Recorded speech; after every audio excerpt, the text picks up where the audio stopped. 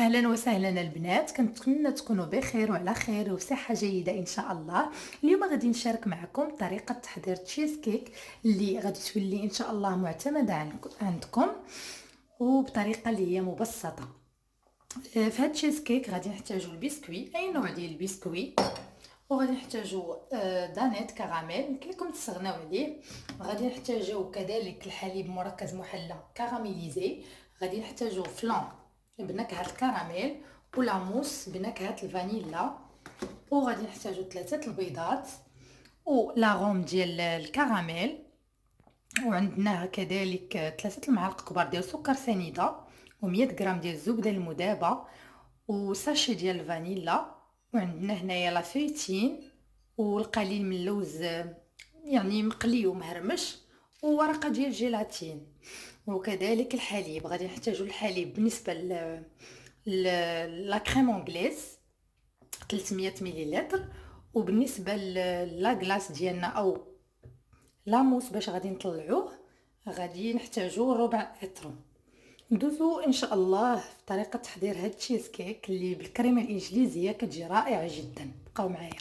اول حاجه البنات غادي نبداو بها، غادي ناخذوا كما كتشوفوا البسكوي ديالنا، اي نوع ديال البسكوي راه مهرمش. غادي نضيف عليه ديك الزبده المذابه، نحاول باش نجمعها به، يعني نتوما كتضيفوا وانتوما كتخلطوا بهذا الشكل.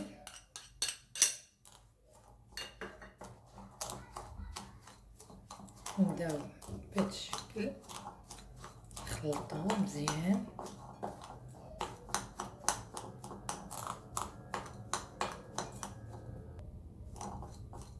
وغادي نضيفو العلبه ديال دانيت بنكهه الكراميل. كلكم البنات تستغناو عليه، غير هو كيعطي واحد البنه زوينه البسكوي ديالنا.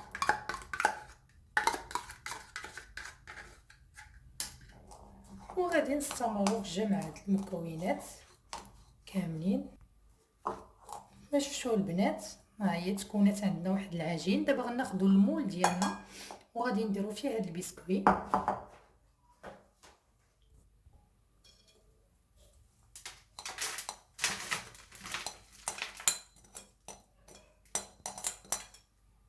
ودابا غادي نحاولوا نبسطوا هاد البسكوي ديالنا جميع جوانب المول. هي البنات من بعد ما كملتها يعني ودرت طبقه ديال البسكوي، دابا غادي نحتفظ فيه بالمجمد وغادي ندوز معكم طريقه تحضير الطبقه الثانيه. الطبقه الثانيه البنات درت لا فيتين وشويه ديال اللوز مهرمش كيف ما كتشوفوا. دابا غادي نضيف عليه سميتو عفوا الحليب المركز المحلى كراميليزي.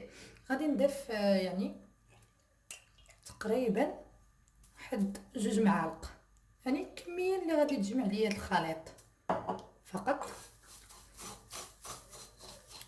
تقدروا ديروا في بلاصه هذا الحليب المركز المحلى البراليني ديال اللوز اولا ديال النوازيت، ولا ما كانش متوفر ممكن لكم ديروا املو كذلك كيجي رائع، كيعطي واحد البنه اللي هي رائعه لهاد الطبقه اللي كتجي كروستيون. غادي نخلطو بهذا الشكل صافي. تقدروا تضيفوا اي نوع من الفواكه يعني مجففه، لوز، قرقاع، اي نوع. غادي ناخذوا المول ديالنا كذلك وغادي نبداو نوزعوا هاد الطبقه على جميع يعني الجهات تتبطاو لينا. هي كتعطي واحد يعني واحد الكوتي مقرمش زوين بزاف. وغادي نقادو بنفس الطريقه.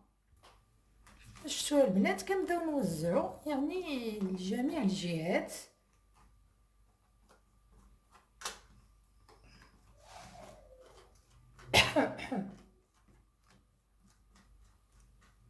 راه كتجي زوينه يعني بواحد الطريقه يعني مذاق رائع. دابا غادي ندوزو باش نحضروا لا كريم انغليز ديالنا. خديت واحد البول غادي ندير فيها 3 ديال صفر البيض شكل، وغادي نضيف ليهم تقريبا هنايا عندي 3 المعالق كبار ديال سكر سنيده. السكر كيبقى اختياري، كاين اللي كيبغي حلو بزاف، يعني السكر كيبقى اختياري. غادي نضيف ساشي ديال الفانيلا،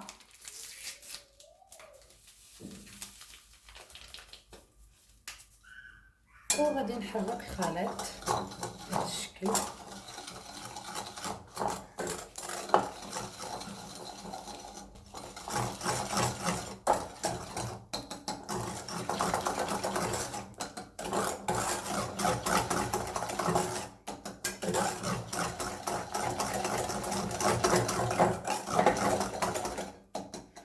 دابا غادي نضيف عليه ديك 300 مليلتر ديال الحليب. راه سبق ليا بنات 300 مليلتر راني سخنتها فوق البوطه، يعني ماشي بارد. وغنبداو نضيفوه على الخليط بشويه بشكل تدريجي.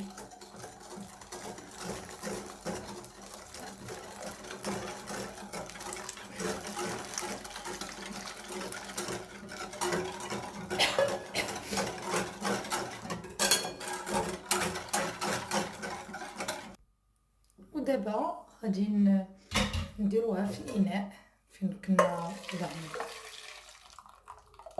وغادي نردوها تتعقد لينا الكريم. يعني غادي هاد الكريمه الانجليزيه تتعقد لينا، غادي نردوها فوق البوطه. ها هي البنات من بعد ما طابت لينا، يعني عقد ليا هاد الكريمه الانجليزيه. باش كتعرفوها راها يعني ولات واجده، كديروها هكا بالاصبع ديالكم. الا ما تلاقاوش ليكم هاد 2 خطوط يعني لا كريم يعني واجده لينا هاد الكريمه ديالنا. دابا راني سبق ليا درت هاد الورق ديال الجيلاتين في الماء. دابا غادي نهزها وغادي نضيفها على هاد لا كريم اونغليز. غادي نعصروها مزيان، غادي نضيفوها هنا.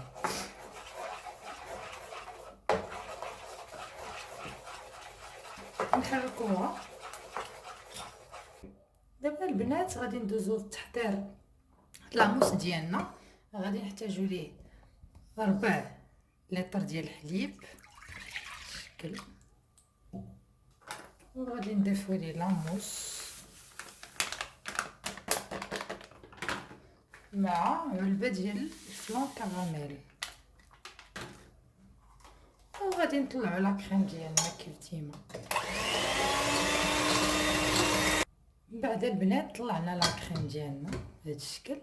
دابا غادي نضيفو ليه نكهه ديال الكراميل قليل، واحد تقريبا راس معلقه شكل، وغادي نضيفو الحليب المركز محلى كراميليزي.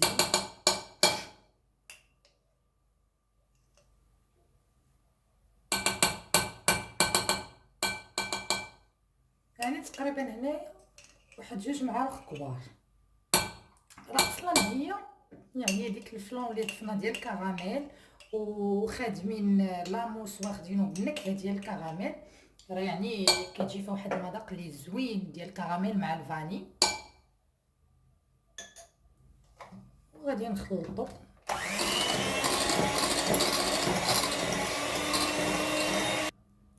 غادي نزيدو لا كريم اونغليز ديالنا، يعني من بعد ما دفا نزيدوه.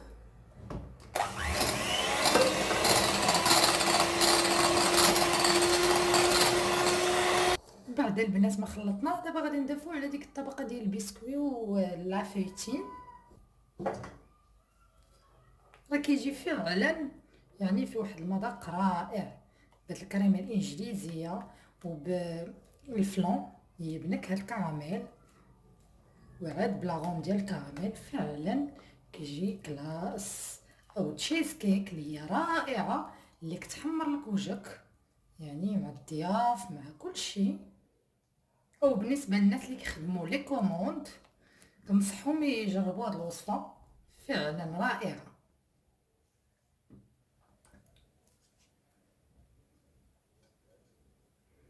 غنقاد طبقه ديال الكريمه ديالي بهذا الشكل.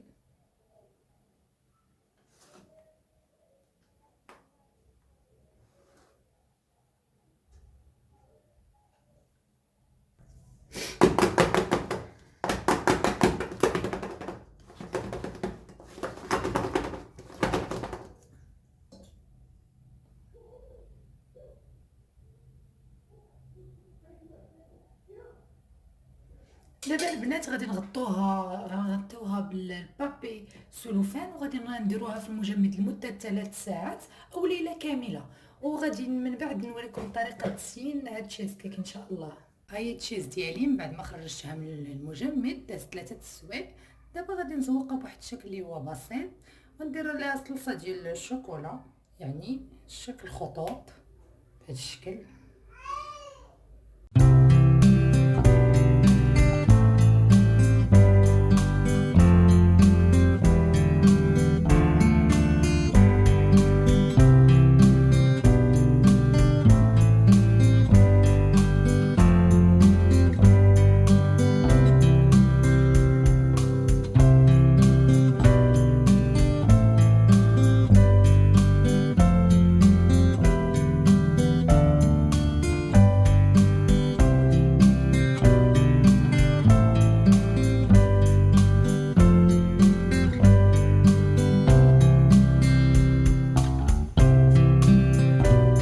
وغادي نديرو ليها القليل من الفيتين، يعني فيتين او اللوز كونكاسي او كاوكاو كونكاسي، يعني حسب متواجد في البيت.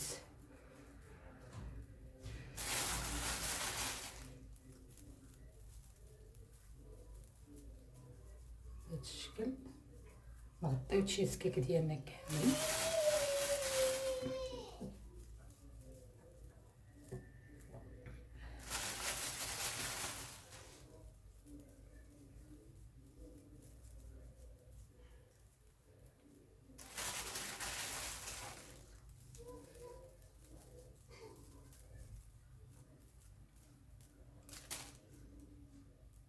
وهكذا كتكون التشيز كيك ديالنا اللي كتجي رائعه ولذيذه بزاف، وبمكونات اللي هي بسيطه، والتزيين كذلك اللي هو بسيط بزاف. كنتمنى تخليو لي لي لايك ديالكم ولي كومونتير، وتقولوا لي كيف جاتكم التشيز كيك ديال اليوم، والى وصفه قادمه ان شاء الله. شكرا.